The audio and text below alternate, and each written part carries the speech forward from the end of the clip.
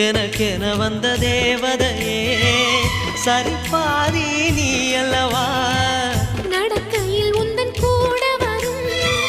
நிழல் போலே நான் அல்லவா கண்ணன் கொண்ட ராதையர ராமன் கொண்ட சீதையர மடி சேர்ந்த பூரதமே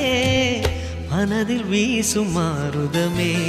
நன்றி சொல்ல உனக்கு வார்த்தை இல்லை எனக்கு நான் தான் மயங்குறேன் என்னுடைய மனச தந்துவிட்ட பிறகும் ஏம்மா கலங்குற